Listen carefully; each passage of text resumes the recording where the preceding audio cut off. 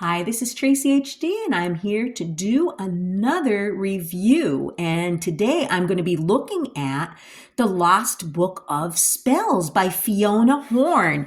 And this is by Rockpool Publishing. Okay, I just received this today. So I'll be looking at this for the first time. And what a beautiful, beautiful cover. Look at how the light is picking up on that. Very, very nice. And there's also a nice red gilding on it with a red tab here that you could use to keep your page in the book. Let's take a look at what's inside this book.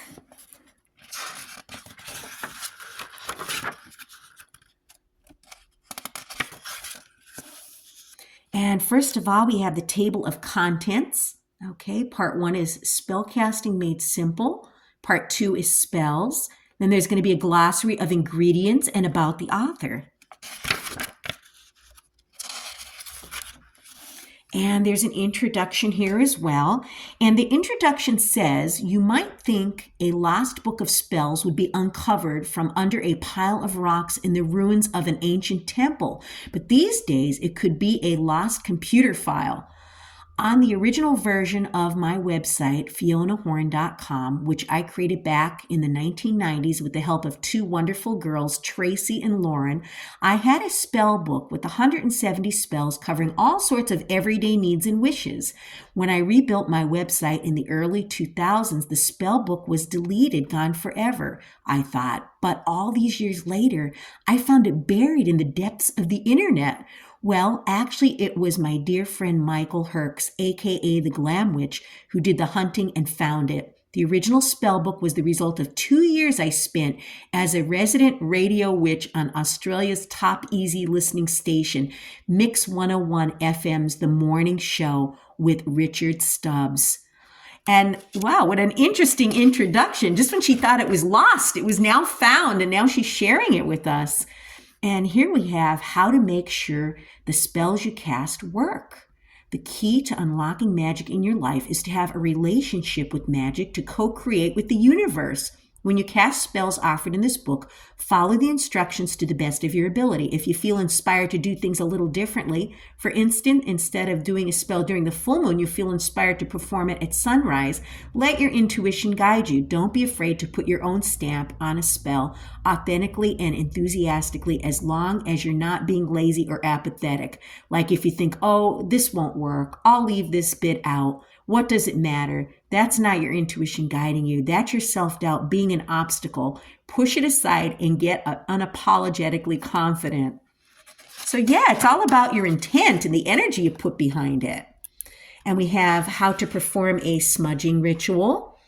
Smudging a room clears away negative energies by burning sage or other incense. And I do smudging all the time. Instead of burning sage, which I'm not able to burn things like that in my home because of the blackness that will cause with my heating system, I typically use sage oil, essential sage oil, and I'll put like 3 drops of it in a spray bottle along with some water mixed up, and I will spray each room with that. And it gives such a beautiful freshness to the air. And I especially like to do this when I, house clean. And that will work. Or you could burn, sage leaves. I also grow my own sage as well. And I like to burn them outside and use them to clean crystals. Substituting ingredients. And then it's going to go into sun and moon magic. And to me, the moon is more important for what I would be using it for than the sun. The sun's great too, but I tend to go towards the moon more, especially when I'm cleansing my crystals. I will set them out on a windowsill during the full moon. And full moon is great for certain activities, like, releasing any person, place, or thing that no longer, serves your highest good. I mean, you could release these things at any time, but to me, it seems more powerful if you do that on the full moon.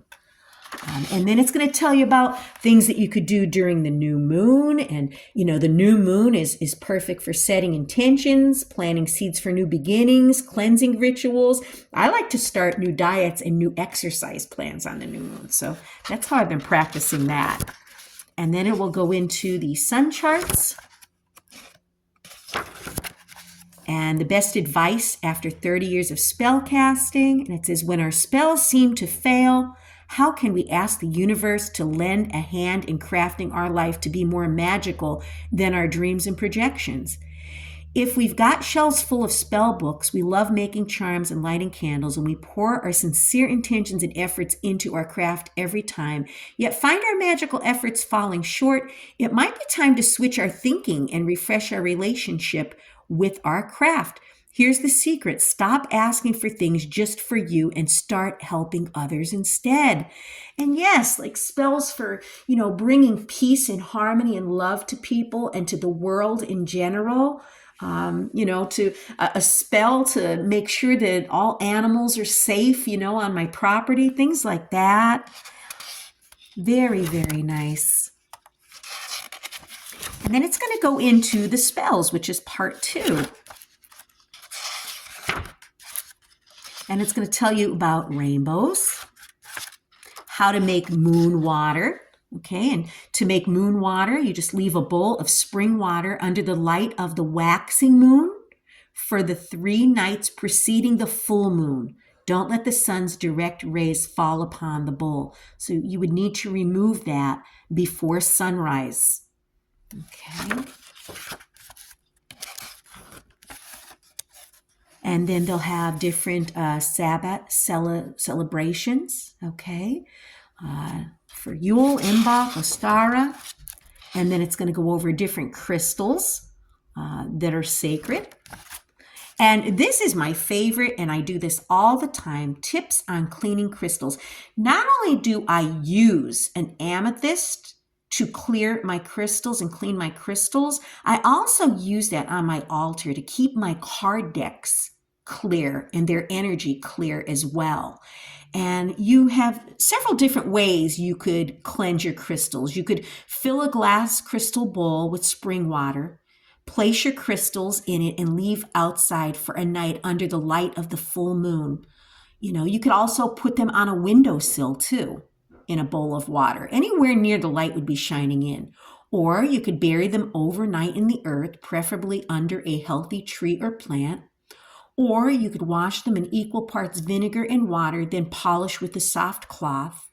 Or this is the one I would use, is place smaller crystals on a large amethyst cluster and cleanse and empower them. So you could do this with or without the full moon. So I will show you how I do this, okay? You can take an amethyst cluster, okay? And you don't want to have this amethyst cluster in the direct sunlight because it will fade. So this is something you would want to, use facing the moon, not the sun.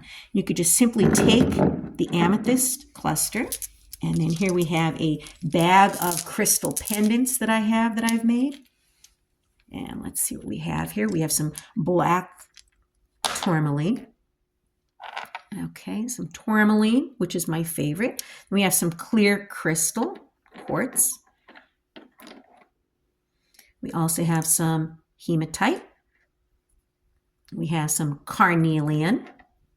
And then we have some blue lace agate. So you could just allow them to rest on that crystal, and that crystal amethyst cluster will cleanse these different stones we have here. Or, like I said, you could also take this and you could put this in the direct moonlight on the full moon. Okay? Or you could just do what I do and keep this on your altar. Okay, next to, your deck of cards. Say I take a deck of cards.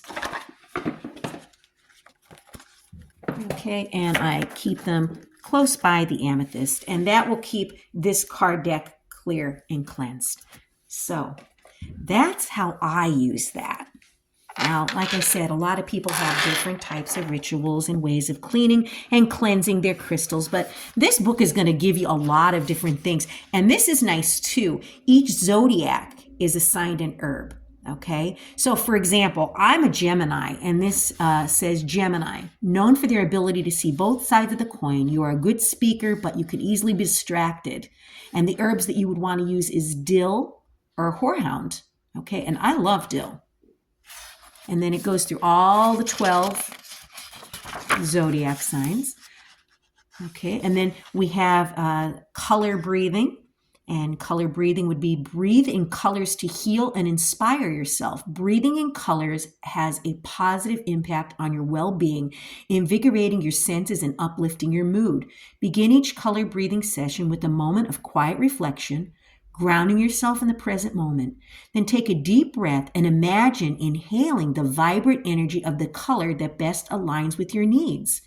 So, for example, if you want to use the color gold, the symbolism is sunshine. Gold infuses you with warmth, positivity, energizing your spirit and brightening your outlook.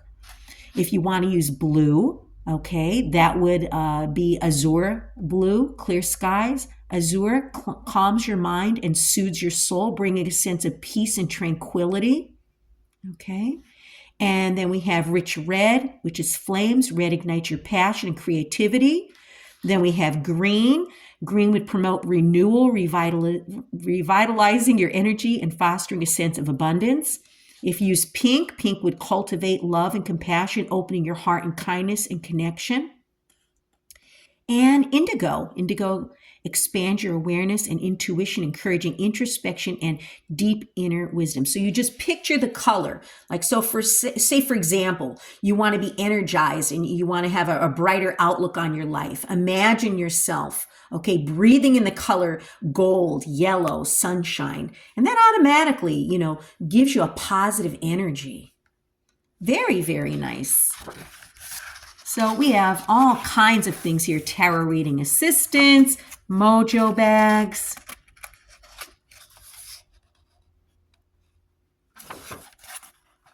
Very, very nice book. There is just so much information in here. And I'm so glad she found this information and she was able to publish this book and be able to pass it on to us.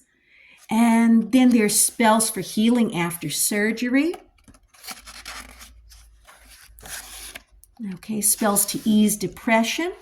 Okay, you would need salt, a stick of eucalyptus wood, okay, and a white rose. Stand under a tree and ask for its help to heal you. Sprinkle a circle of salt at its base. Plunge the stick into the center of the circle, holding the end in both hands. Channel your feelings or sadness and depression through the stick. If you cry, let your tears fall on the earth as you say, I release my pain and woe. From me, all sadness flows. Heal my heart, Mother Earth, so I am free of fear and hurt. How beautiful is that? And I have a sacred circle outside that I like to sit in the sacred circle and meditate. And you could probably do any of these spells outside in nature, okay, if you have a sacred circle. Very, very nice. I just can't say enough about this book. I could go on and on and on with each of these things, but I'm going to leave it to you. If you'd like to purchase a copy of this book, just click the link down in the description box below. Drop a comment in the comment section under this video. Let me know what you think about this book. I would say this covers everything. I would say this is the only book you would need for everything. Wow. And don't forget to hit the like button to help the channel grow. I'd really appreciate that. And above all, subscribe because I will be back with more.